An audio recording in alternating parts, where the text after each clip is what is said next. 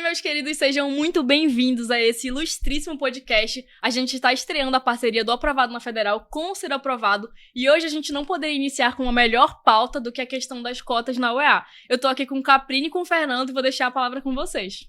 Oi, pessoal, tudo bem? Meu nome é Erleson Caprini, mas eu me sinto mais à vontade que me chame de Caprini. Eu sou finalista do curso de Economia, profissional do marketing, ativista pela educação, já trabalhei em diversas ONGs, em prol à educação de base e também à inclusão das pessoas no ensino superior. Sou aluno pesquisador pela Universidade Federal do Amazonas e várias outras coisas. Qualquer coisa vocês podem ir no meu LinkedIn, viu? Inclusive, Marina, muito obrigado pelo convite, tá bom? Muito obrigado também aqui por estar dividindo essa mesa com o professor Fernando, é uma honra, viu? E pra aí, mim obrigado. Também, eu que agradeço aqui, estamos com autoridades. Bom, pessoal, aproveitando aqui o gancho das apresentações, eu sou o Fernando Bezerra, eu sou delegado de polícia aqui no estado do Amazonas, mas eu tenho um histórico dedicado aí à educação, porque me graduei em Direito pela Universidade Federal da Bahia, fiz o meu mestrado em Segurança Pública, Direitos Humanos e Cidadania aqui na Universidade do Estado do Amazonas e hoje faço parte aqui de um projeto chamado Ser Aprovado, em que a gente se dedica à formação de pessoas para os concursos públicos, né? Além do trabalho paralelo que eu tenho como professor universitário. E a pauta que nós temos hoje de conversa aqui, ela é muito importante porque perpassa sobre a valorização do ensino superior. E o ensino superior, todos nós sabemos, principalmente da universidade pública, é o vetor principal, né, da produção do conhecimento científico no Brasil. E quando a gente pensa em produzir conhecimento científico, a gente também imediatamente pensa na universidade pública. E a forma de acesso à universidade pública é essencial, né? Não só pela concorrência, por você que está aí esperando sua vaga, tentando sua vaga, que é louvável, você vai conquistá-la, como eu conquistei, como o Caprini conquistou, como a Marina também já foi aprovada. E é louvável sob o aspecto da concorrência, mas é louvável principalmente porque você quer e tem por desiderato, interesse, compor o quê? Compor o centro de pesquisa e produção de conhecimento científico no Brasil. E a gente precisa louvar a universidade pública exatamente por conta dessa referência que ela é para a ciência no Brasil. E discutir a acessibilidade à universidade pública é crucial, porque a gente precisa ter critérios de eleição daqueles que são os melhores para a produção do conhecimento científico e estar sempre da forma adequada, da forma mais alvissareira possível. Não é isso, pessoal? É isso aí. Vocês estão vendo aqui que eu trouxe pessoas de peso, autoridades realmente importantes no assunto. Então é o seguinte, a gente sabe que o STF decidiu sobre a questão das cotas na UEA, né? Eles consideraram inconstitucional a questão da reserva de 80% das vagas para estudantes do Amazonas, e eu queria saber a tua opinião do ponto de vista jurídico com relação a isso. Bom, eu vou até preceder aqui o Caprini antes do comentário, porque eu acho que a gente precisa, antes de debater, né, a respeito das nossas próprias opiniões, ou até criar uma síntese do que a gente vai pretender falar aqui nesse podcast, eu acho que a gente precisa entender primeiro a decisão, né? O que significa a decisão do Supremo? Bom, nós temos um sistema no Brasil, né, jurisdicional, portanto, aí, do Poder Judiciário, que é estruturado em algumas instâncias. E o Supremo, ele ocupa uma posição chamada guardião da Constituição. E o guardião da Constituição, ele tem como prerrogativa dizer a última palavra, dar a última palavra decisória, né? É o último julgamento, por bem dizer assim, para que vocês entendam melhor. E essa última palavra, ela tem uma função, pessoal, chamada de coisa julgada. E essa coisa julgada, ela tem por característica ser imutável. Tá? Ela tem por característica ser imutável, principalmente quando ela é exarada, definida, deliberada pelo órgão chamado Supremo Tribunal Federal, que é o STF, que é a maior corte, né, jurisdicional do país, beleza? Então a gente tem que entender do que significa essa decisão. Essa decisão, ela não tem como ser modificada do ponto de vista judiciário, tá? Não quer dizer que a circunstância das cotas não possa ser revista. Calma, tá? Temos que entender que dentro do Poder Judiciário não há mais como modificar essa decisão. Que há a possibilidade de acontecer são iniciativas parlamentares, né, para reimplementação desses textos normativos que foram entendidos como inconstitucionais. E aí a gente precisaria ter ou uma modificação da Constituição Federal, uma modificação da Constituição Estadual. A gente vai discutir isso com o passado passar da discussão. Mas o mais importante é a gente assentar, né, que se trata de uma decisão advinda da última corte do Poder Judiciário que tem natureza imutável, né? E fundamentada em quê? Para que eu não me alongue muito. A fundamentação basicamente perpassa por o entendimento dos ministros no sentido de que a lei estadual de 2004, que tratava e que implementava o sistema de cotas na Universidade do Estado do Amazonas com referência de 80% de reserva de vagas para estudantes que tenham cursado os 3 últimos anos do ensino médio no Estado do Amazonas, essa previsão seria inconstitucional por violar um artigo específico da Constituição, que é o artigo 19, inciso 3, que fala que não pode haver diferenciação entre brasileiros por questões regionais. Beleza, pessoal? Então, assentada a discussão aqui, passo a palavra de volta para vocês. Ai, cara. Então, essa decisão do STF, ela dividiu muito opiniões. Tem a questão dos juristas, né, que tiveram uma opinião, obviamente, a favor do STF, a maioria, e tem a questão da opinião dos estudantes, porque a gente sabe que essa decisão foi duramente criticada pelos estudantes do Amazonas. E aí eu passo a palavra pra ti, Caprine, o que tu acha disso? Então, vamos lá. Vou até colocar meu óculos, porque eu fiz algumas anotações aqui. Muito empenhado, graças a Deus. Que bom. Mas partindo do ponto de vista, professor Fernando, Marina, dos estudantes e do estado do Amazonas, eu que sou oriundo do estado do Amazonas, eu elenquei alguns pontos que trazem à tona do porquê é essencial a cota.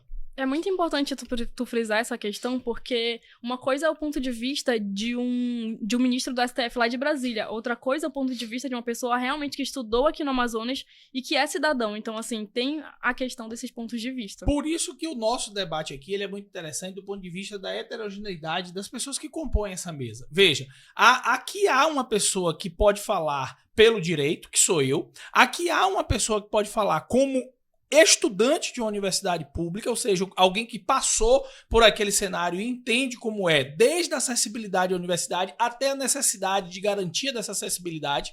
E aqui tem alguém que está pleiteando uma vaga no vestibular, já foi aprovada, mas está pleiteando uma vaga no vestibular. Então eu acho que a gente tem aqui a possibilidade de construir visões múltiplas e visões que são extremamente interessantes para a gente chegar a uma síntese, que é pelo menos acalentar os corações dos desesperados que estão assistindo a gente, que a galera deve estar desesperada achando que não tem solução, né? Nossa, se o senhor tivesse visto o tanto de vestibulando que me mandou mensagem desesperado, perguntando, meu Deus, o que vai acontecer? Porque as pessoas realmente, se essa decisão for pra frente, os estudantes vão ser muito afetados. Então é natural que eles estejam, assim, tão agitados com relação a isso. Mas, enfim, prossiga. Perfeito. Lembrando que isso não é Caprine versus Fernando. Não é, até porque eu acho que a gente vai convergir em muitos pontos. Com certeza. Não tem como eu competir com ele no momento, tá, professor? No momento não tem como competir. Mas, voltando ao ponto, eu elenquei aqui 6 pontos. O primeiro é o baixo índice de desenvolvimento da educação básica, que realmente é bem precário em Manaus e nos determinados interiores. Dificuldade de acesso à educação em áreas rurais e remotas. Baixo investimento em educação, a falta de qualificação de professores, problemas de infraestrutura. Nós temos interiores do estado do Amazonas que não têm acesso à internet. Eu acredito que o professor Fernando, em missão, já esteve em determinadas cidades que eram totalmente esquecidas. Então, o outro ponto é as desigualdades regionais. O Amazonas ele é muito plural. E quando o STF, vamos lá, o STF, o Supremo, ele toma uma decisão, é entender mais ou menos que a lei ela é interessante na primeira, na segunda página, mas o Brasil ele é plural. É entender realmente quais são as necessidades de cada estado, de cada região. Verificar se realmente aqui, por exemplo, no Amazonas, como funciona. Eu acho que eu posso até trazer um ponto que a Universidade do Estado do Amazonas, quando eu tiro o óculos, a Universidade do Estado do Amazonas, ela é fomentada pela Zona Franca de Manaus, em média, acredito que é 1 a 2% do faturamento. E a Zona Franca de Manaus foi o quê? Foi salientada para absorver uma mão de obra, isso há 30, 50 anos atrás, que não era qualificada. Então, é interessante que, se eu, Zona Franca de Manaus, estou fomentando para você a educação, é interessante que volte essas pessoas qualificadas para minha gestão, sabe? Ali para o meu processo. Porque o que acontece muito é um êxodo. Sim, é um êxodo com de certeza. pessoas. As pessoas vêm... Fuga de cérebros, né? Isso. As fugas de cérebro. As pessoas vêm, fazem um vestibular aqui, depois voltam para suas respectivas cidades. E depois, quando entra naquele conflito, dizer, aqui no Amazonas não tem pessoas qualificadas. Nós temos potenciais que podem virar potências e elas precisam ser assistidas. Então, por isso que uma lei de cotas, ela é extremamente necessária. Extremamente necessária mesmo. A gente precisa discutir o tema, né? Talvez a partir de uma contextualização histórica do sistema de cotas do Brasil, né? A gente tem aí uma demanda envolvendo as cotas no Brasil para um equilíbrio de acesso à universidade pública, né? Eu venho de uma realidade, e aí vocês me deem licença para fugir um pouco da realidade do Amazonas, para entendermos o porquê do sistema de cotas no Brasil. Eu venho de uma realidade que eu entrei na universidade em 2002, né? Em 2002 eu entro na Universidade Federal da Bahia para o curso de Direito e me deparo com uma universidade estritamente branca, totalmente branca, na cidade mais negra fora da África. Algo que não condizia... Muito paradoxal, não é mesmo? Totalmente paradoxal, não condizia com a realidade cultural, social, política da cidade do Salvador. A cidade de Salvador é a cidade mais negra fora da África, porém, os seus estudantes da principal universidade daquela localidade eram brancos. Não refletiam a realidade social e isso não podia significar inspiração para as pessoas que estavam ali acompanhando ou pleiteando pelo menos uma vaga na universidade. A pessoa que se olha e não se enxerga na universidade, ela não tem como se inspirar, ela não tem como acreditar que ali possa ser um local de fala para ela, um local em que ela esteja acolhida. Tá? E aí, nos anos 2000, ali no início dos anos 2000, nós tivemos a implantação do sistema de cotas no Brasil, que inicialmente é um sistema com base na perspectiva racial, tá? Depois ele evolui para uma cota social, né? Uma combinação entre o aspecto racial e social, étnico e social, e alguns estados passam a introduzir uma cota regional, que é uma cota com a perspectiva, né, de vinculação ao indivíduo que estudou, que cursou ali o ensino médio naquela localidade, como uma forma de prover que aquela pessoa esteja vinculada ao seu território com uma motivação identitária, tá? Para que aquela pessoa retorne os conhecimentos científicos para aquela localidade, porque senão pessoas de fora viriam para cá, se apropriariam daquele conhecimento científico e iriam implantar esse conhecimento científico em outras localidades, e aquele local que você bebeu na fonte científica acabava ficando desassistido. Essa era a ideia, né? E no caso específico do Amazonas, a lei estadual previa uma reserva de 80% das vagas, né? 80% das vagas para essas pessoas que tivessem cursado os 3 anos no estado do Amazonas, os 3 anos de ensino médio no estado do Amazonas, beleza? Então, era importante essa contextualização para a gente poder evoluir no debate, ver as opiniões, divergir, convergir, sair no tapa aqui com o Caprinho. Isso não vai acontecer, tá? Brincadeirinha, né? Mas para a galera lá também ser instruído o suficiente para que tenha aí, acalmar o coração, porque eu entendo o desespero. Você entende o desespero dessa galera, Caprinho? Sim, eu entendo perfeitamente, até porque quando a gente acompanha um pouco a realidade, você verifica que a luta ela tem uma divisão muito clara, sabe? Existem pessoas que têm muito acesso e tem pessoas que não têm tanto acesso. Entender que, por exemplo, eu, Erleson Caprini, vi minha vida e estou vencendo minha vida através da educação. Mas quando eu estava, por exemplo, na minha época de vestibular, há um tempinho atrás, eu ia para algumas salas, aquelas salas para as pessoas fazerem vésperas, e eu via que as pessoas estavam, sabe? Era era um contexto totalmente diferente. Como assim as pessoas estavam perdidas? Como assim? O nível era outro. Ah, entendi. O nível era outro. Mas tu veio de onde? Qual é a tua formação? Tu estudou em escola pública e tudo Eu mais? estudei... Minha educação inteira foi em escola pública. E qual é a pertinência da pessoa que estuda em escola pública, que é de bairro de periferia? Você tem que trabalhar. Você tem que trabalhar. Então, a partir dos 14 anos, já trabalhei e automaticamente tive que mudar para o turno da noite. Você sabe que no turno da noite, os professores já não têm tanta, Sim, sim, Tanta empolgação. não tem tanta empolgação. sim, E sim. ao lado da minha escola, havia uma boca de fumo. Então, você já verifica Tinha todas as influências pra não vencer que pela tinha educação. todas as influências para não E vencer pela como foi essa educação. questão de tu ser uma pessoa de periferia que estudou em escola pública e entrou, né, no cursinho, você fala? Na salinha, enfim. Não, eram alunos, as salas públicas. salas Porque eu não tinha públicas. condição de pagar um curso. Eu Nossa, não que- tinha condições de pagar um curso. Então você verifica que existe uma luta que eu vou me afastando. Parece que a vaga, a tão sonhada vaga na Universidade Federal, ela vai afastando. E, mas por que você não tentou outras formas? Eu não tinha condições, gente. Passar na universidade pública era a única chance para mim.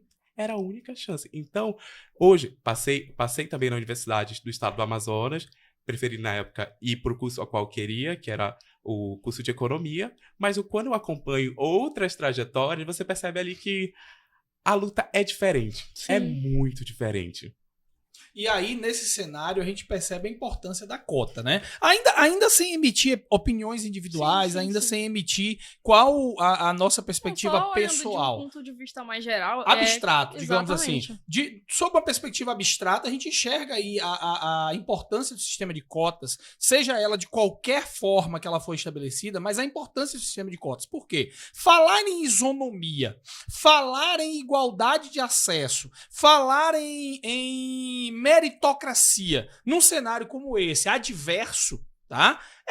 Chega a ser No mínimo hipocrisia, utópico, porra. É utópico Né? demais. Chega a ser hipocrisia, é utópico, é hipócrita. Por quê? Porque uma pessoa como o Caprini, por exemplo, na realidade individual que ele apresentou aqui pra gente, não teria igualdade de condições, materialmente falando, daquele aluno que estudou a vida inteira numa escola particular, numa escola recheada de informações, em que a única demanda que o sujeito tinha na vida dele era estudar. Né? Então não dá pra gente dizer que a cota não é importante. Dizer que a cota não é importante, e aí eu não estou ainda falando da cota dos 80%, eu estou falando do sistema de cotas em abstrato. Né? Dizer que a cota não é importante é ser hipócrita. Por quê? Porque é meritocracia. Uma meritocracia forjada numa perspectiva de completa diversidade é exigir de um cara como esse que seja um super-herói. Então não vai ser Caprini, vai ser o super Caprini concorrendo, né? Para ter uma verdadeira igualdade de condições, Com beleza? certeza, a pessoa não defender o sistema de cotas, na minha opinião, metaforizando, é como se ela estivesse colocando uma venda nos olhos, porque, assim, fica muito claro, se você enxergar a pluralidade, como você falou, de todos os estados do Brasil, a gente sabe que é muito desigual. Tanto de estado para estado, quanto de município para município dentro dos estados, porque a gente tem muita desigualdade aqui dentro do Amazonas. Tem muito aquela questão da desigualdade educacional dentro de Manaus e dos interiores. Então, assim, se tem desigualdade aqui dentro, imagina lá fora, né? Não tem como não considerar o sistema de cotas. Perfeito. Perfeito. Já na luta pelos estudantes, eu queria verificar com o professor Fernando, retrocedendo a 23 anos? Mais ou menos isso. 23 anos.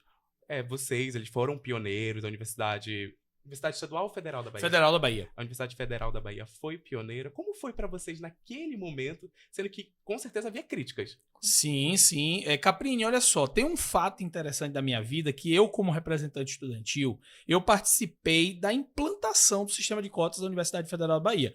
E foi a primeira cota estritamente racial no Brasil. Tá? É um momento histórico que a gente fala, porque lá na Universidade Federal da Bahia a gente entendeu a necessidade da cota ser implementada. A gente entendeu que havia necessidade para um reflexo social de inspiração, principalmente, para que pessoas negras da cidade mais negra do Brasil pudessem se enxergar dentro da universidade. Pô. Quando você vê alguém que é igual a você fazendo um curso de direito numa posição... Porque o curso de direito por si só já é extremamente elitizado, como o curso de medicina. As pessoas olham para o curso de direito, já tem ali uma perspectiva, né, abissal. Sim. Por quê? Porque você olha para aquelas pessoas e diz, não, talvez não seja para mim. Quando você não enxerga ninguém igual a você lá no curso de direito ou no curso de medicina, se torna mais abissal ainda, né? Por quê? Porque a separação, a desigualação é muito grande. é muito grande. E aí a gente, naquele momento, entendeu que seria necessária a implantação de cotas. Como eu acredito que aconteceu aqui em 2004, no movimento que instaura a lei estadual aqui no Amazonas, que entende a necessidade de uma proteção regional, uma proteção, digamos, territorial, uma proteção de identidade, né, regional, para as pessoas que aqui cursaram 3 anos de ensino médio e que precisavam, de fato, estar ali com uma reserva de cotas para que a igualdade de concorrência fosse real e não utópica, né? E aí a ideia da lei estadual é exatamente isso, é criar uma sistemática material de equiparação de pessoas. Perfeito. Perfeito. Muito bem colocado. Muito bem colocado. E eu já trago uma indagação para vocês. Nós temos aqui uma decisão do STF. Ok. Perfeito. Pessoal, hoje o STF dizer que é inconstitucional. Como os nossos estudantes do interior do estado do Amazonas irão ficar?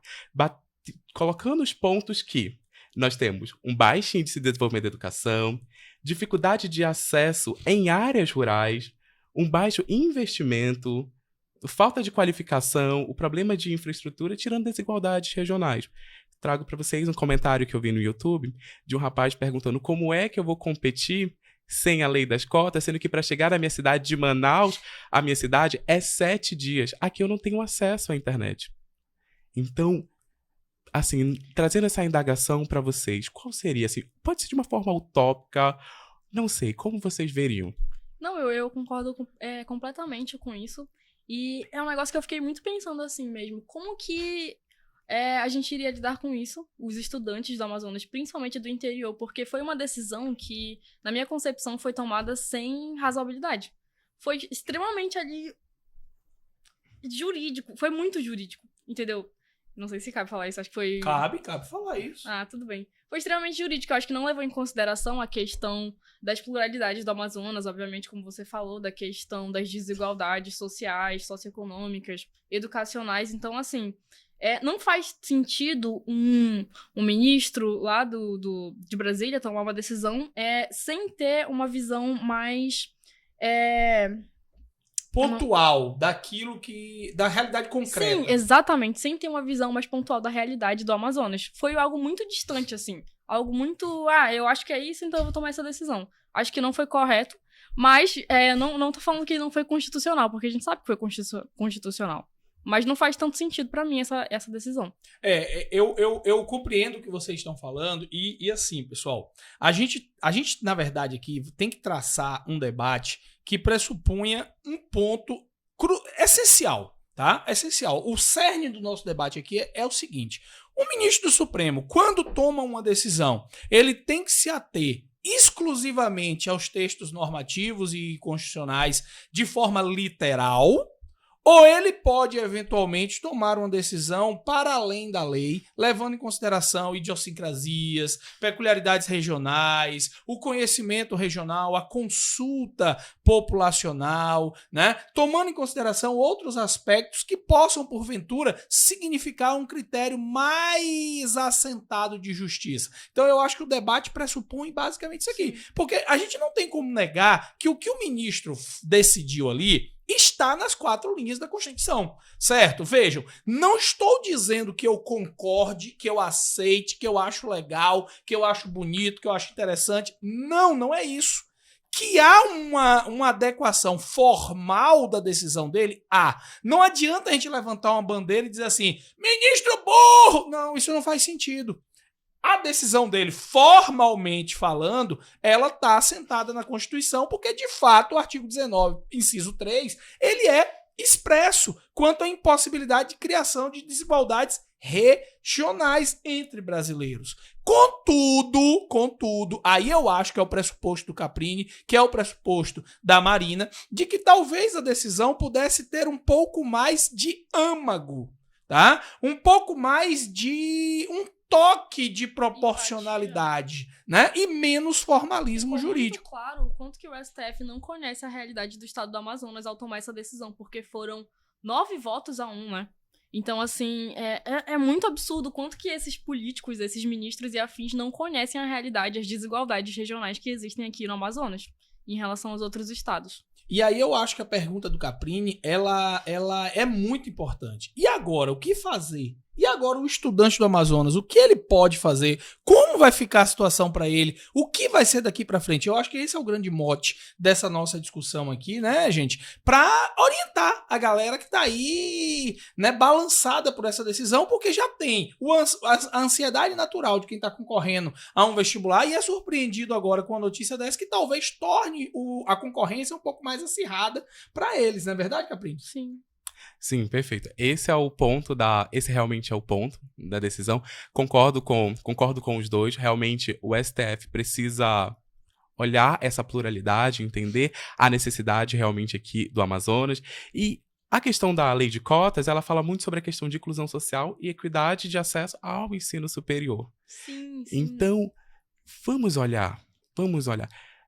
Tanto Quem que foi- a UEA foi criada com esse intuito, né? Inclusive, eles deram uma nota oficial, um posicionamento com a decisão do STF e falaram assim, abre aspas, a UEA reforça que o sistema de cotas foi durante os últimos anos instrumento fundamental para o ingresso de alunos da rede pública do Amazonas na universidade pública, bem como alunos oriundos de municípios, democratizando o ensino superior no estado e entendendo as necessidades específicas em virtude das características peculiares do Amazonas. Então, assim, até a própria UEA não concorda com a decisão que o STF tomou, né? E eu penso que o debate, pegando o gancho de vocês dois aí, o debate ele precisa também avançar sobre um ponto importante, que é saber qual é o perfil de estudante que nós queremos no ensino superior público. Tá? Qual é o perfil de estudante que a gente quer no ensino superior público? É aquele cara estritamente elitizado, robotizado, mecanizado, advindo de uma escola estritamente que o preparou diretamente para o vestibular, ou uma pessoa que conhece a realidade social, que convive com essa realidade social e que pode devolver para o seu ambiente ali, né, o conhecimento científico que ele se apropriou na universidade. Então a gente precisa entender também o perfil desse estudante de nível superior, né? Se a universidade quer selecionar, por exemplo, vamos lá, se ela quer selecionar alguém que venha de outro estado, que se aproprie daquele conhecimento científico e leve para outro estado, provocando um dos problemas que o Caprini colocou, que é o êxodo, né? A evasão do Amazonas, o êxodo do aluno, porque às vezes ele passa numa outra universidade da região dele e aquela vaga fica o quê? Ociosa aqui no Amazonas, ou até mesmo ele conclui o ensino aqui, mas ele não permanece aqui. Ele vai para outra localidade, que é a localidade de origem dele, de naturalidade dele. Ou a gente quer um indivíduo que devolva para sua região o conhecimento científico que ele teve acesso, né? Esse debate precisa ser feito, né? Qual a forma que nós temos aqui de fazer com que pessoas permaneçam no Amazonas depois que terminaram o curso superior e que devolvam para o Amazonas aquele conhecimento científico? É através da cota? É através da interiorização da universidade? Qual é a forma que nós vamos ter para trazer esse indivíduo que tem uma identidade regional, que tem uma vinculação regional para aquela sua própria região? Entendem? Perfeito. Agora eu vou trazer um ponto um pouco mais econômico. E aí já trazendo de um ponto, acredito que o senhor falou sobre a questão de devolver para o Estado através do processo de interiorização. É o indivíduo que se formou, por exemplo, na UEA, ele poder devolver para o seu próprio estado o conhecimento que ele teve, né? Porque o que a gente vê muito, Caprini? A gente vê muito o cara que se forma aqui, advindo de outro estado, né? Ele se forma aqui, advindo de outro estado, e quando termina a graduação dele, ele faz o quê? Ele volta para o estado de origem, né? Ele não necessariamente devolve para o estado do Amazonas aquilo que o estado do Amazonas ofertou para ele em termos de conhecimento científico. Perfeito. Nesse primeiro ponto, nós precisamos enxergar as potencialidades de cada município. Entender qual é o ponto econômico e forte de que cada município tem. Automaticamente, quando nós pegamos esse estudante ele entra na universidade, entender para ele, não sei, através do edital, falando, olha, você está querendo fazer um curso de engenharia de alimentos? Perfeito. Olha, essas aqui são linhas de pesquisa muito parecidas com o mestrado e doutorado. Essa aqui são linhas de pesquisas.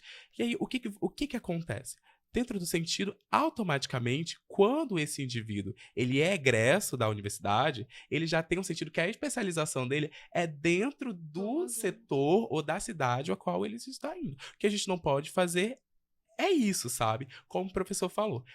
Um exemplo, vem uma pessoa de outro estado, faz o curso de Direito, porque o nosso nível de educação é tão baixo, que quando você vê na linha de equidade social, que as pessoas acham vantajoso vir para o Amazonas para poder fazer o vestibular, por exemplo, nos cursos mais elitizados, que são engenharias, medicina e direito. Isso é comprovado mesmo, tanto que as notas de corte aqui do Amazonas são uma das mais baixas, né? É por isso que...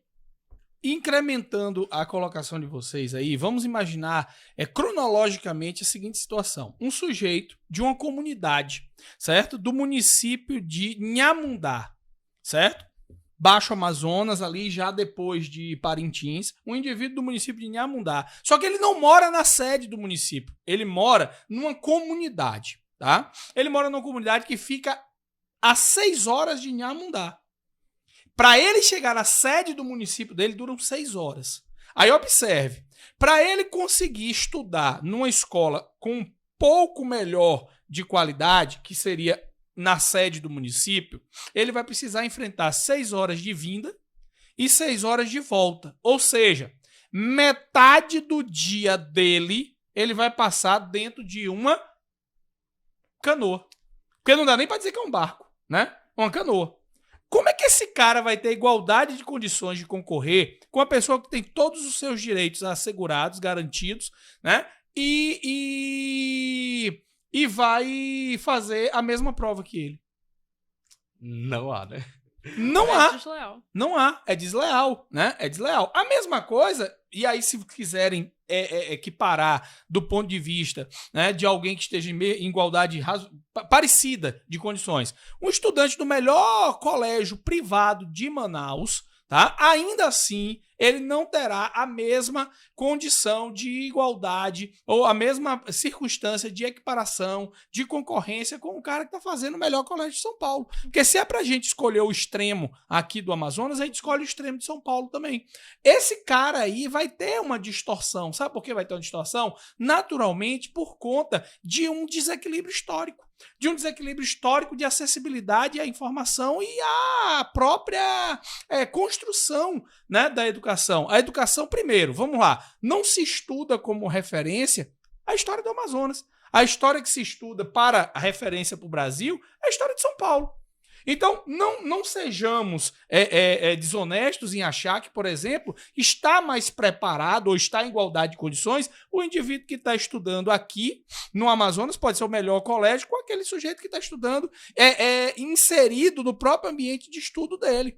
Veja, quando se fala em história do Brasil, você fala por acaso, vocês que estudaram muito mais recente do que eu, tá? Porque vocês estão estudando a história do Brasil muito mais recente para o vestibular. Eu estou até pensando em voltar a concorrer ao vestibular. Eu vou concorrer com vocês, Ei, tá, pessoal? Que isso aí é um mistério do final do podcast. Não vou contar agora. Mas assim, não dá para você comparar, porque a história do Brasil, ela não é moldada de forma democrática. A própria história do Brasil não é moldada de forma democrática. Por quê? A história é contada a partir de São Paulo, a partir da Bahia, a partir dos grandes centros urbanos brasileiros. E a história do Amazonas, ela fica, na maior parte do tempo, alijada, né? Alijada. E aí, se você for dizer que o estudante do melhor colégio de Manaus tem igualdade de condições de concorrência do estudante do melhor colégio de São Paulo, talvez a gente esteja cometendo aí uma injustiça muito grande, uma desonestidade intelectual, entendeu? Então, não dá para se pensar sobre esse aspecto da mera isonomia formal entre as pessoas. Não há isso, gente. Não há. Perfeito.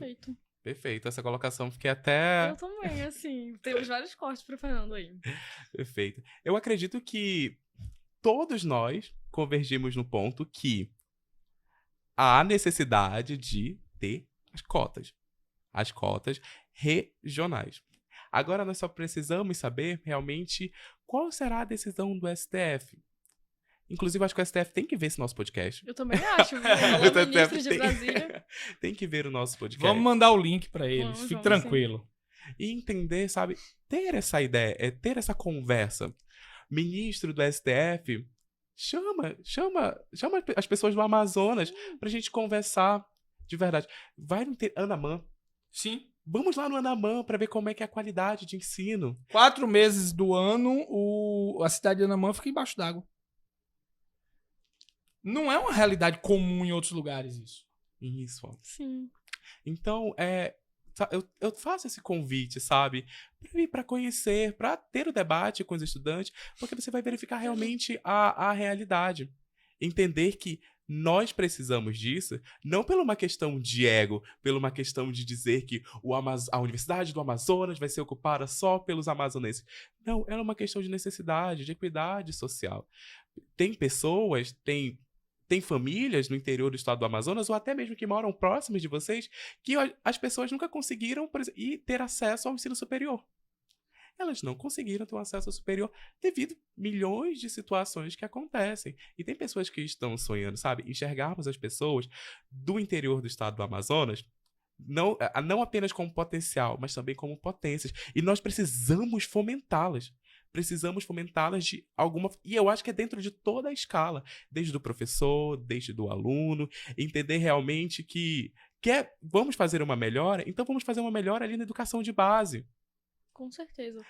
Vamos realmente lutar por aquilo. Vamos conversar com os professores para, nesse ponto a qual eu citei, que é a baixa qualificação, entender as necessidades. Porque a necessidade do estado de São Paulo, a necessidade do estado da Bahia, a necessidade do estado no estado do Rio de Janeiro, Santa Catarina, Rio de Janeiro, não é a mesma realidade, é a mesma necessidade do estado do Amazonas.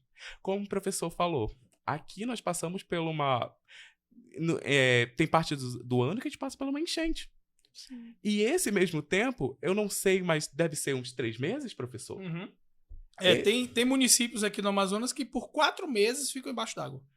Esses 4 meses são 4 meses, às vezes sem acesso à energia, sem acesso à internet, sem acesso a determinadas situações. Então, é entender, mas quem quer consegue. Você vai conseguir realmente debaixo d'água? Você realmente vai conseguir fazer isso? Ou outra situação, quem quer consegue. Você vai realmente conseguir sabendo que você se tornou o pai, o homem da casa, porque houve um abandono paterno? Você realmente... Então, é entender a nossa realidade, realmente ali, diferente da Universidade Federal, que é fomentada por outro financiamento, a Universidade Federal do Amazonas, ela é fomentada pela Zona Franca de Manaus, e nós, no Amazonas, precisamos devolver. Então, o convite, que eu vejo agora, e eu quero realmente que o STF veja, antes de tomar qualquer decisão, pergunta da gente. Pergunta da gente como nós nos sentimos em relação a isso. Não apenas ler artigos científicos, artigos de lei, alguma matéria que você vê na internet, ou ouvir opiniões de pessoas de outros estados. Vem aqui na nossa realidade. É esse convite que eu faço, sabe? Eu fico até emocionado com isso. E aí, vocês estão tocando num ponto que honestamente, eu penso sobre o aspecto da arbitrariedade da decisão, já conduzindo aqui para uma opinião razoavelmente pessoal, acho que eu já deixei expressa a minha opinião em vários momentos, mas assim, o STF, no processo de análise constitucional, tá, pessoal? E aí, bem técnico aqui, eu preciso ser um pouquinho técnico para vocês saberem de algumas coisas. Nesse julgamento constitucional que é feito no STF, existia uma opção que não foi utilizada naquele momento, que é a opção daquilo que nós chamamos de audiências públicas e amicus curiae, né? O que significa o amicus curiae e o que são as audiências públicas? As audiências públicas são uma espécie de fórum, né, em que são convidadas pessoas interessadas a contribuir com o debate, tá, social, ok? E também o amicus curiae é aquilo que se chama de amigo da corte. O que é um amigo da corte? Uma espécie de pessoas que se habilitam ao processo para prestar uma consultoria a respeito daqueles temas. A gente não pode enxergar um julgamento feito pelo STF do mesmo jeito que a gente enxerga um julgamento feito por um juiz de primeiro grau. Um julgamento feito por um juiz de primeiro grau, um julgamento tem que ser estritamente normativo. Um julgamento que tem que ser com base estrita na lei, na Constituição, nos textos e enunciados normativos, ok? Mas um julgamento no STF, que é um julgamento constitucional, diferente de todas as outras instâncias do Poder Judiciário, ele precisa ser um julgamento também com uma queda social, né? Ele não pode ser apenas um julgamento formal. Ele precisa também pressupor dessa consulta social a respeito, né, daqueles indivíduos que compõem ali a zona de interesses, né, que está sendo imposta ali. Então, cabia ao STF, na minha opinião, antes da deliberação, estabelecer uma pauta de audiências públicas, uma pauta de habilitação para amicus curiae, para que se pudesse tomar uma decisão do ponto de vista mais justo. Porque talvez a gente possa dizer que a decisão do STF ela foi legal, do ponto de vista formal, ela foi formalmente adequada, mas materialmente ela peca. Ela peca em não conhecer, talvez, a idiosincrasia amazonense. Ela peca em não conhecer as peculiaridades regionais, as particularidades identitárias de um povo, né? Então, E o pior de tudo isso não é a decisão ter sido em sentido contrário, ela ter sido arbitrária ao ponto de vista de não ter sequer se dado ao trabalho de ouvir essas pessoas. Eu acho que esse é o principal ponto que vocês dois estão tocando aqui. Existia essa possibilidade, Fernando? Existia. Existia a possibilidade do STF ter aberto ali para consulta popular em audiências públicas e para habilitação de amicus curiae, que eram, na minha opinião, a melhor forma. Que viesse a decisão do jeito que veio, nós vamos acatar porque nós somos jurisdicionados. Nós não temos como criar uma desobediência civil por uma decisão que a gente entende que ela está formalmente adequada. Mas talvez a gente tivesse mais acalentado aqui, e todos vocês aí estivessem mais acalentados, se a gente tivesse diante de uma decisão que talvez tivesse sido construída a partir de uma coalizão social, ouvindo os interessados daqui, os interessados dos outros centros urbanos, aqueles que efetivamente são interessados, são os estudantes. A Uni não participou desse processo. A universidade se pronunciou, tudo bem, no processo, mas talvez professores pudessem ser consultados, talvez alunos, né? Comissão de alunos pudesse ter sido ouvida ali, né? A gente poderia ter ouvido também representantes do ensino superior, né? Da gestão universitária. Eu penso que assim se tornaria mais legítima a decisão. Ela tem um valor jurídico, uma força normativa, uma força impositiva, mas talvez ela peca na legitimidade que deixou a desejar, né? Deixou a desejar. Com certeza. E do ponto de vista jurídico, tem como reverter isso? Porque a gente sabe que fizeram protestos e tudo mais com relação à decisão do STF. Tem como esse pessoal fazer um barulho e fazer com que os ministros revoguem a decisão de alguma forma? Só um minutinho, é porque o senhor falou existia a possibilidade no passado. Não existe mais? Não existe Não. mais? Essa é a minha questão. Não? Uma Foi vez justamente julgado, isso que eu não. perguntei. Não. É por isso que eu ia perguntar. Eles bateram o martelo, não tem mais como revogar. Não, olha só. São duas perguntas em uma, na verdade, né? São duas perguntas em uma. A pergunta da Marina, se há reversibilidade da decisão, e a pergunta do Caprini, se há possibilidade ainda de se fazer as audiências públicas e eventuais amicus curiae. Bom, para as duas perguntas é não. Tá? Agora calma, que os corações estão disparados, calma. Do ponto de vista do poder judiciário, vamos entender o Estado brasileiro a partir de 3 poderes, tá? O poder judiciário, o legislativo e o executivo. Do ponto de vista do judiciário, não há mais o que se fazer. Tá? Não dá mais para reverter a decisão, porque ela já é uma decisão em última instância. E do ponto de vista da utilização desses instrumentos, dessas ferramentas que eu citei aqui, também não dá mais. Então, como seria Beleza? a questão de, por exemplo, o deputado Amon, Isso. ele propôs aquela PEC, como que seria isso do ponto de vista jurídico para que a gente pudesse reverter de alguma forma isso? Perfeito. Aí a gente precisa avançar não mais no poder judiciário.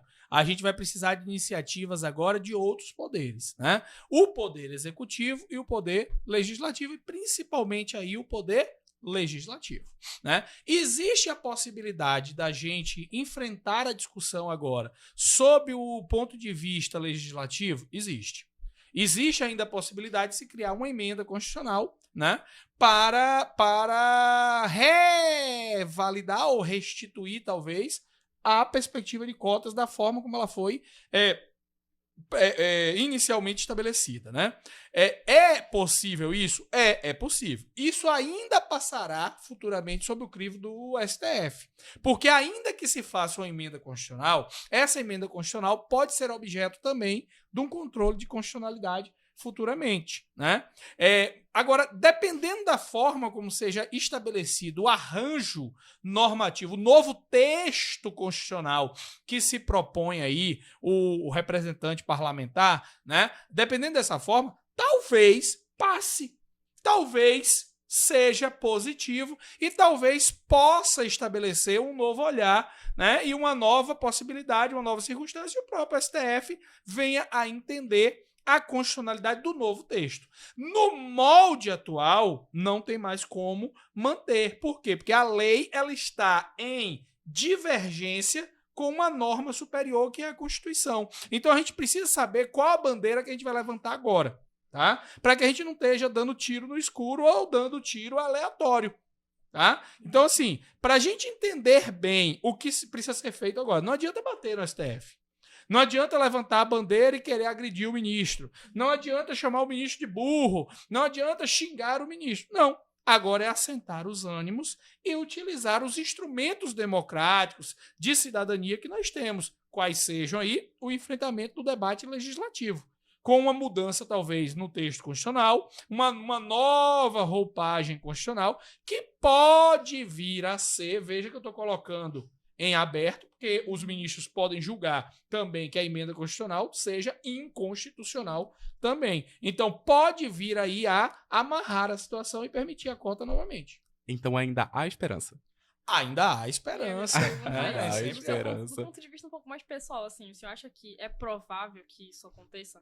Que exista uma mudança na Constituição e que realmente a gente volte a ter ali 80% das cotas reservadas para estudantes do Amazonas?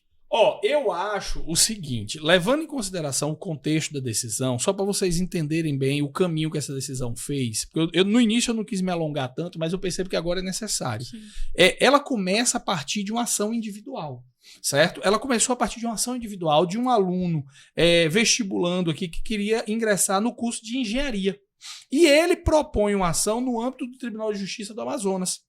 E ele não havia cursado os 3 anos do ensino médio no Amazonas. E ele pleiteia o direito dele entrar na universidade, cotejando, né, a pontuação dele com a pontuação de outros candidatos aqui do Amazonas. E o Tribunal de Justiça garante a ele o ingresso, o acesso à universidade fora do sistema de cotas.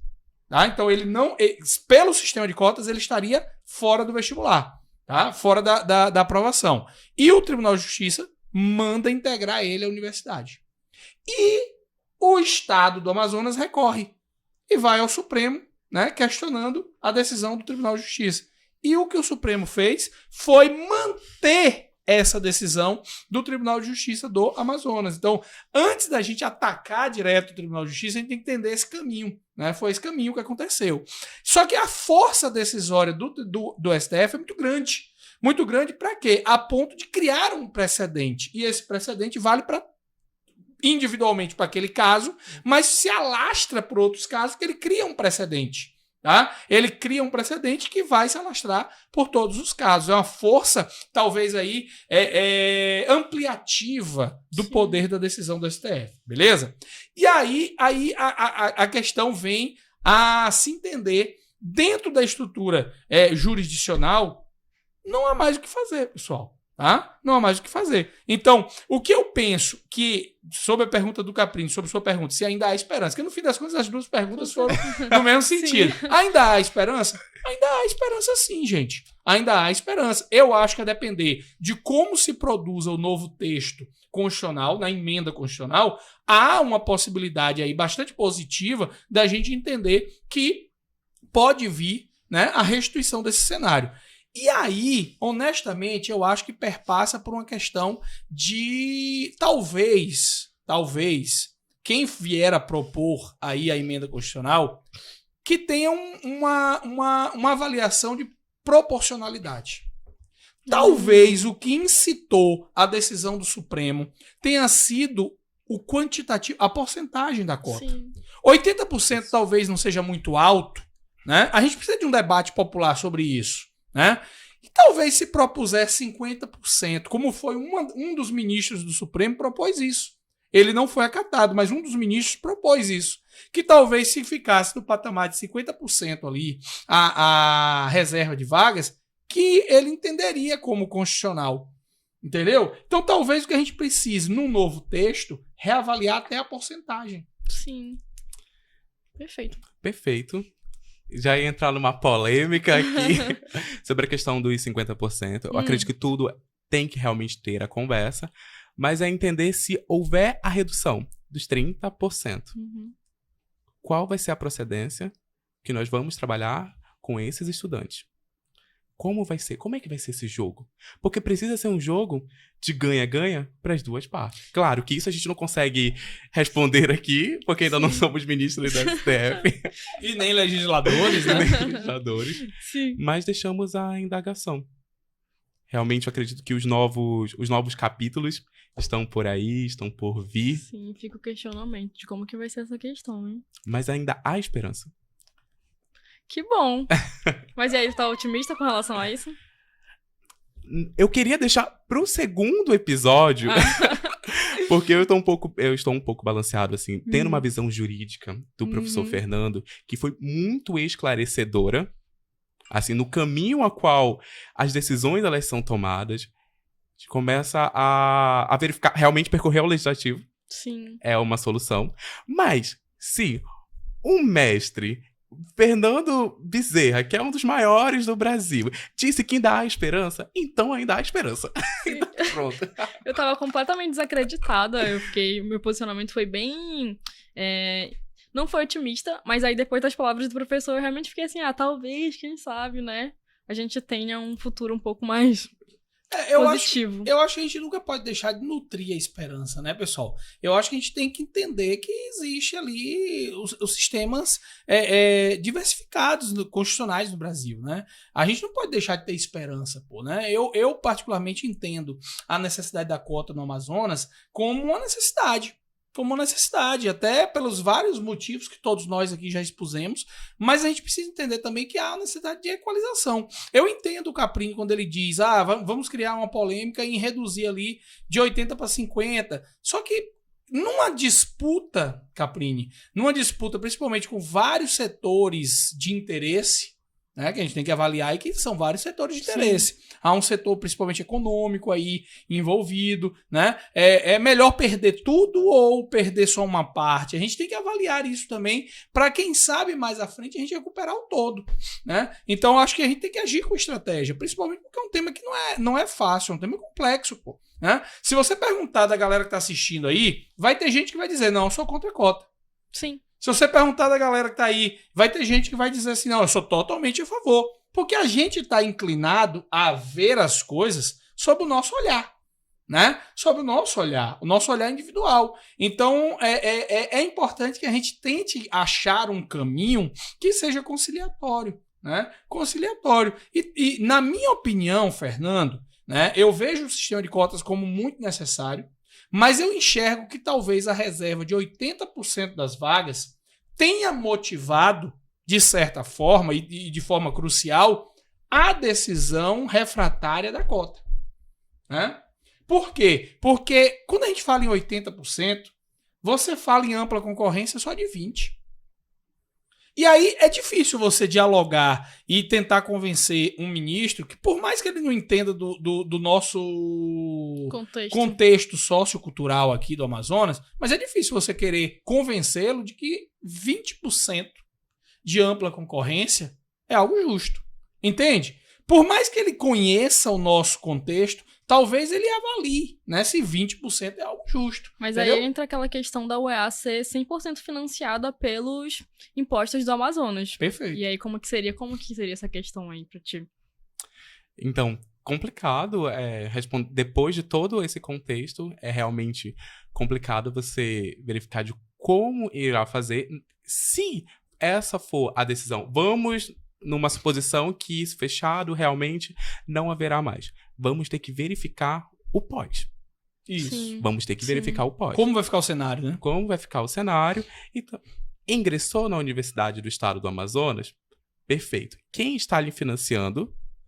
X e Y. Como você, como indivíduo, vai devolver para X e Y? Sim. Estipular 3 Tem anos muita para a questão. pessoa trabalhar aqui ou no determinado interior? Boa. Não sei. Sim. Não sei. Mas tudo tem que realmente ter esse jogo de cinturas. Pra ser um jogo de ganha-ganha pra Sim, todas as partes, e verdade. principalmente pro Brasil e pro nosso estado do Amazonas. Eu gosto muito da sua ideia, Caprini, porque eu acho que talvez a sua perspectiva ela resolva o problema de forma mais equânime, né? E aí, vamos lá, talvez uma proposta para aqueles parlamentares que têm a possibilidade aí de insetar uma nova roupagem normativa para regular a questão das cotas, talvez seja essa. Eu acho que essa proposta é muito interessante de impor ao indivíduo que curse a universidade pública a obrigatoriedade de, durante um prazo posterior à sua graduação, que ele esteja vinculado à região que o patrocinou no ensino público.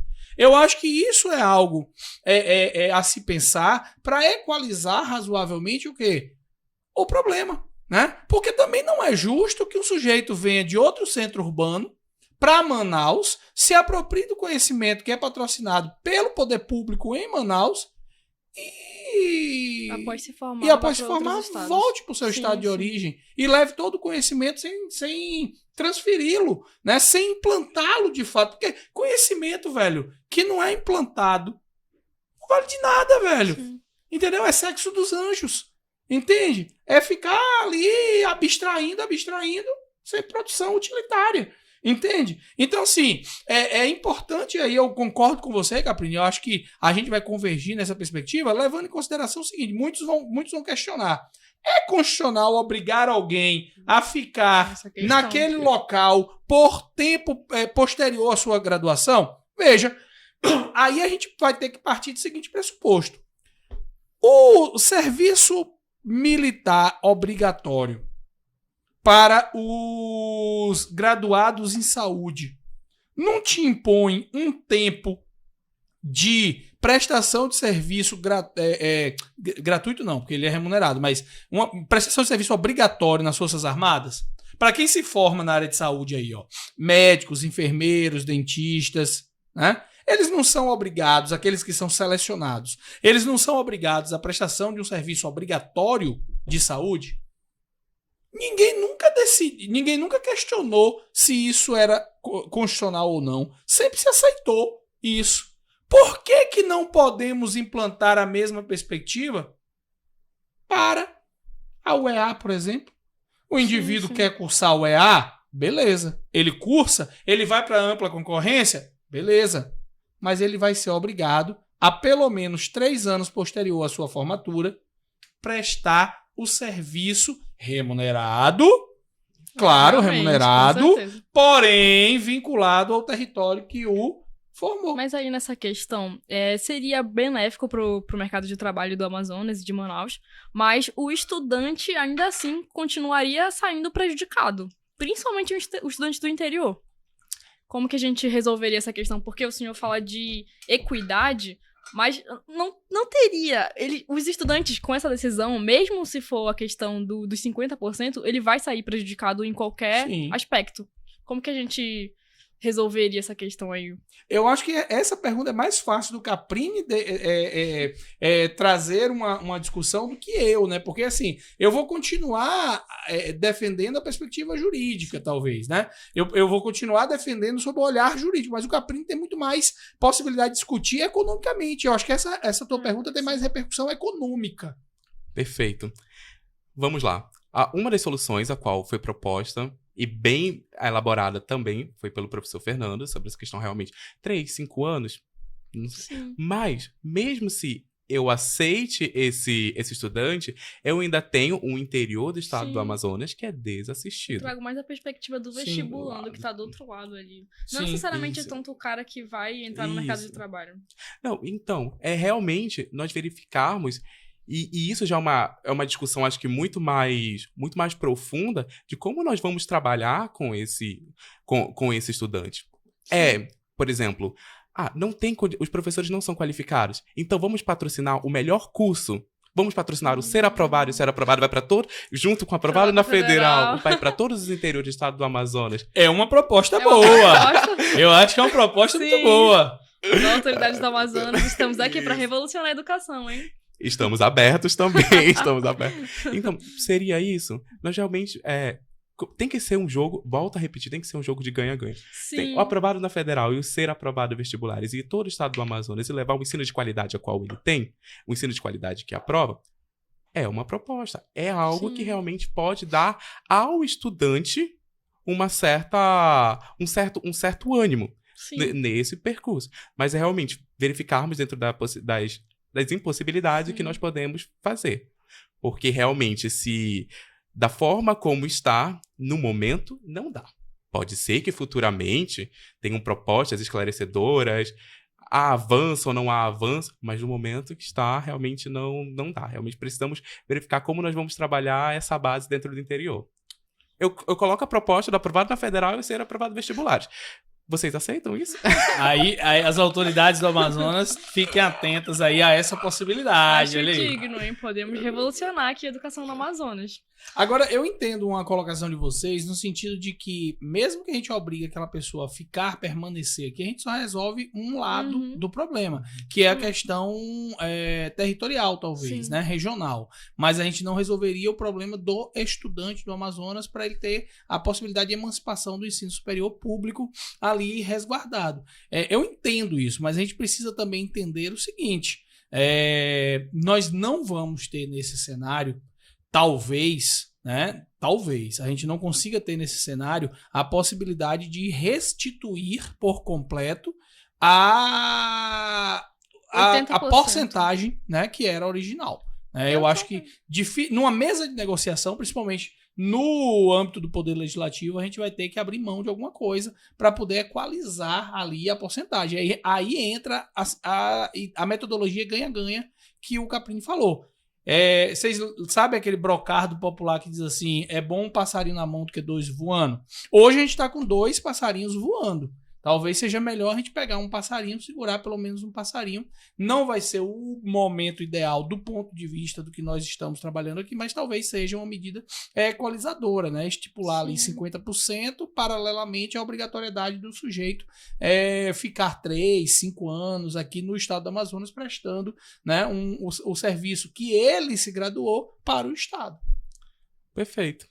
Acredito que aqui nós temos várias possibilidades, contamos sobre realidade, perspectivas diferentes, mas aí eu acredito que a conclusão é realmente verificarmos os episódios dos próximos capítulos. Exatamente, era isso que eu ia falar. Eu acho que a gente tem ainda um tema que pode se desdobrar em outros subtemas, em outros assuntos, com outras possibilidades, trazer outros convidados aqui também. É um grande eixo temático, dá pra... É um grande eixo temático e eu acho que não se exaure aqui. Eu acho que a gente consegue trazer pra galera aí pelo menos um panorama inicial e já serve pro pessoal entender também o que nos motiva a estar aqui, né? Eu acho que pra gente, a guisa aí de uma conclusão, a gente consegue trazer aí pra galera uma parceria. Essa parceria tem sido estabelecida recentemente, mas que tem uma proposta de revolucionar aí o estudo para vestibular, pessoal, né? A gente está unindo aqui a experiência da Marina à frente aí do Aprovado na Federal, né? Com um currículo de êxito, né?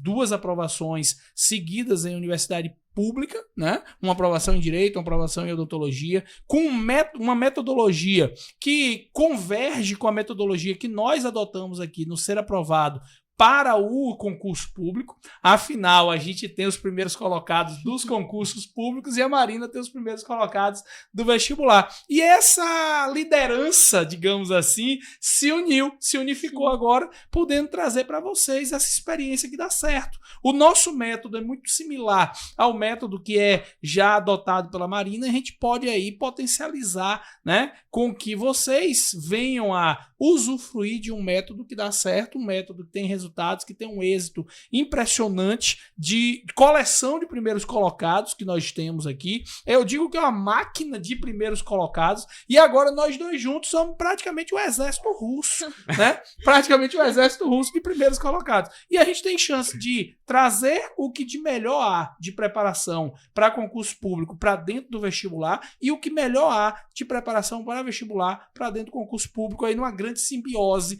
em que a gente vai ter aí uma metodologia unificada, ser aprovado vestibulares e aprovado na federal, trazendo para vocês aí algo revolucionário que em breve vocês vão saber. Mas essa parceria já fica e vocês tenham certeza que podcasts como esse serão constantes aqui e a gente vai trazer cada vez mais temas, explorar cada vez mais eixos temáticos que são relevantes para vocês aí que estão se preparando para o vestibular, acalmando o coração de vocês, trazendo aí fundamentação para redação, fundamentação para atualidades, fundamentação histórica, até para matemática, vocês vão ter a chance aqui de ter embasamento, pessoal. Essa é a nossa proposta, né, não, pessoal? Com certeza, muito bem colocado. Eu acho que a nossa conversa foi muito produtiva aqui, no sentido de proporcionar para o vestibulando uma visão mais ampla e de várias vertentes, para que o aluno conseguisse ter uma visão do que realmente estava acontecendo, porque eu não vi nenhum canal de educação no Amazonas se posicionar com relação a isso. Então eu vi alguns professores se posicionarem, obviamente, blogueiros e afins, mas eu não vi ninguém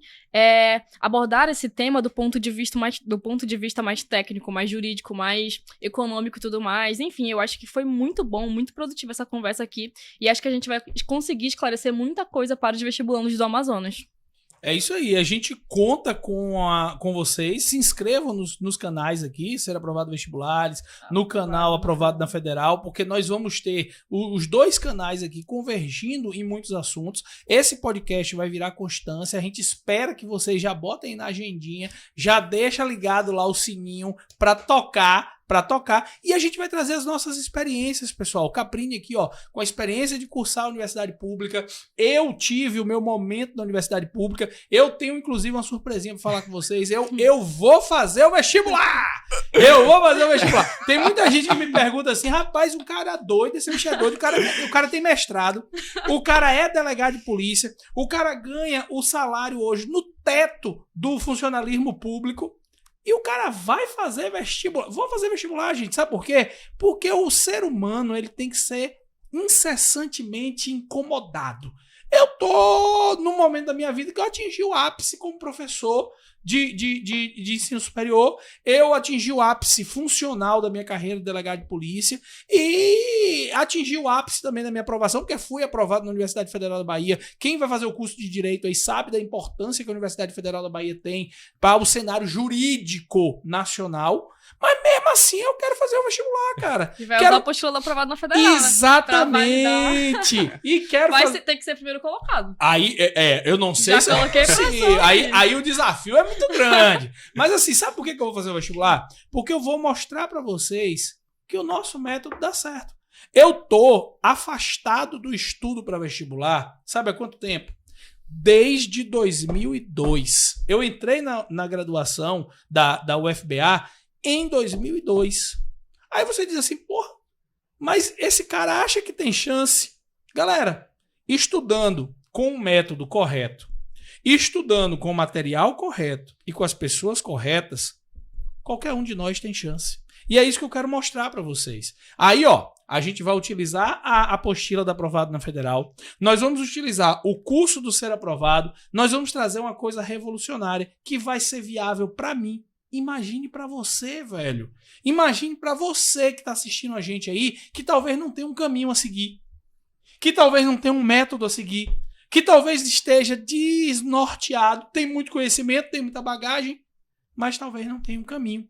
Com técnicas de prova, técnicas de resolução de questão, técnicas de como se comportar durante a prova. Mas tu já tá dando spoiler, Fernando. Tô dando uns spoilerzinhos pra galera sentir o gostinho e entender que essa parceria vem pra revolucionar. Mas eu acho muito interessante o fato de você querer prestar o vestibular agora, porque representa muitas pessoas. Muitas pessoas no cenário do vestibular agora já têm outras graduações e querem medicina, por exemplo. Geralmente são pessoas que fazem ali enfermagem, afins e desistiram do curso e querem medicina. E aí essas pessoas se encontram no mesmo cenário que tu. São pessoas ali graduadas, atuando na área, mas que estão completamente afastadas do cenário do vestibular. Então, essa pessoa não sabe sobre técnicas de estudos, não sabe qual é o melhor método, enfim, realmente não consegue ter um direcionamento no vestibular. E aí vai ser sensacional quando você for aprovado, porque até aqui registrado, porque você vai falar assim, gente, eu tava afastado do vestibular há tempos, e mesmo assim com um método, com um direcionamento, eu consegui ser aprovado. Então, assim, estou criando altas expectativas nessa tua aprovação. Imagina aquele cara que tá assistindo a gente, que tem uma vida dedicada a estudar para o vestibular, que não precisa estar trabalhando, prestando uma jornada de trabalho comum, que tem ali a possibilidade de só estudar, Caprini. Já pensou? Esse cara, utilizando um método como esse, que dá certo para pessoas que não estão 100% dedicadas ao estudo do vestibular. Imagine para você, Sim. que está 100% dedicado. Primeiro lugar, cara. É primeiro lugar. A possibilidade de você atingir o primeiro lugar é incrível. É verdadeira, é evidente, é bem incrível de acontecer. Olha, pessoal, eu senti a energia aqui. Eu acho que foi muito interessante, assim, só trazendo um pouquinho quando o professor Fernando e a Marina entraram ali na comunhão e fizeram esse projeto. Gente, eu senti que o universo conspirou de uma forma, houve uma energia cósmica aonde nós vamos fazer os estudantes não apenas potenciais, e sim se tornarem potências e verem seu nome brilhando na lista de aprovados? Sim. Isso aí. Cara, Seu nome brilhando no vestibular. isso. Seu nome brilhando no vestibular, isso. Exatamente, eu acho que a parceria do Ser Aprovado com o Aprovado na Federal tá aqui pra revolucionar a educação no Amazonas. A gente não tá aqui só pra criar um curso e ganhar dinheiro, não. A gente quer revolucionar, a gente quer que vocês consigam conquistar a aprovação de vocês e ingressem no curso dos seus sonhos. E assim, Marina, você tocou num ponto que é muito importante. Galera, assim, eu não tô aqui por dinheiro, certo? Eu não tô aqui por dinheiro, por uma questão óbvia. Eu ganho hoje o maior salário do funcionalismo público do Brasil, pô.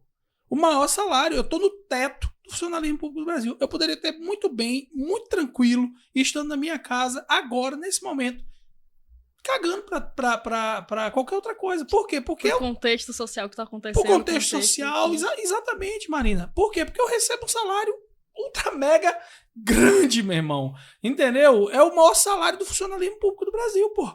Sabe? Eu tô no teto. Ninguém pode receber mais do que aquilo. Entende? Por quê? Porque existe um teto constitucional. Ah, eu tenho outra atividade? Tenho outra atividade como professor, que me remunera também muito bem. Certo? Por quê? Porque eu já tenho um histórico de preparação para concurso público. Eu poderia nem estar me preocupando com isso, mas eu tenho uma coisa que me incomoda. Eu sou um cara vocacionado a realizar sonhos e transferir experiências. E essa vocação que nós temos encontrou aqui, ó, uma pessoa que também tem essa vocação. É uma pessoa que poderia simplesmente meu irmão, quero preparar agora para medicina, continuar a vida dela e estudar. Por quê? Porque ela tem aí um recheio de aprovações, ela tem aí um currículo de aprovações e poderia seguir a vida dela individualmente, realizar o sonho dela e pouco se preocupar com o seu sonho. Só que a gente convergiu numa coisa. A vida nos fez convergir numa coisa que é muito bacana. Poético. É sério, a gente se converge num ponto que é a necessidade de fazer as pessoas vivenciarem as experiências que nós vivenciamos. Eu vivenciei lá atrás da minha vida uma aprovação numa universidade pública, talvez uma das universidades públicas mais respeitadas do país, né, da Universidade Federal da Bahia, num curso de direito de concorrência acirradíssima, e as pessoas olham para aquilo como um feito. Por quê? Porque na minha época eu não tinha opção, pessoal. Ou eu passava na universidade pública, ou eu tinha uma única universidade privada na Bahia. E eu não tinha condições de pagar. Certo? A gente já tem que até gravar um podcast sobre como foi a tua jornada, né? Sim. Até ser aprovado no vestibular, porque você veio de escola pública e foi aprovada numa ampla concorrência, Eu venho né? de escola privada. Eu cursei escola privada na Bahia. Mas a questão ainda assim eu não tinha opção de pagar uma faculdade que era muito mais cara do que a minha escola. Entendeu? Era praticamente o dobro. Na minha época de vestibulando, só tinha 2 opções. E essas 2 opções significavam ou passar ou postergar o sonho, porque eu não tinha como pagar a universidade privada, que ela era muito mais cara do que a minha escola. Entende? Então, assim, querendo ou não, eu só tinha a opção da universidade pública. Né? Como o Caprini disse, ele só tinha a opção da escola pública, né? Da universidade pública. E é a realidade de muita gente. Pode não ser a realidade de algumas pessoas aí que tem condições de pagar a universidade privada, mas que quer fazer a universidade pública porque acredita na universidade pública. Entende? E a gente tem aqui um caminho. Um caminho que deu certo comigo, um caminho que deu certo com a Marina, um caminho que deu certo com o Caprini, e um caminho que deu certo com inúmeras pessoas que estão ao nosso lado. E que você pode também usufruir desse caminho que pode abreviar o seu tempo de preparação e te dar um pouco mais de consistência e certeza da aprovação. Que show, né? E eu fiquei emocionado, sabe, Marina? Então, temos um podcast, temos episódio? Temos um podcast. Aguardem o próximo episódio, hein? Depois da decisão realmente do STF, depois que eles publicarem lá a lei, o artigo, a gente vem debater aqui com vocês. Marina, professor Fernando, muito obrigado pelo convite. Foi incrível conversar aqui com vocês. Massa. Realmente acredito também muito no projeto, né? A prova no federal e o ser aprovado vestibulares. E eu também, Marina, tô contando que nós vamos ter um primeiro lugar. Ele ainda não falou o curso. Eu sei qual é, mas eu vou deixar ele, quem sabe, no próximo episódio. Ou o pessoal nos comentários. Vocês podem. Deixa aí. Deixa nos qual é o curso que o Fernando vai fazer? E aí tem que ter um prêmio, não sei. Um prêmio surpresa. Quem acertar? O primeiro que acertar, o curso a qual o professor Fernando será aprovado, vai ganhar um prêmio surpresa, viu, pessoal? Fechado, professor? Fechadíssimo. Amei a deixa. Tchau, gente. Obrigado. Tchau, valeu, pessoal. Galera. Um prazer enorme estar com vocês aqui. Prazerzão, viu? E vai ter continuidade, tá bom? Tchau.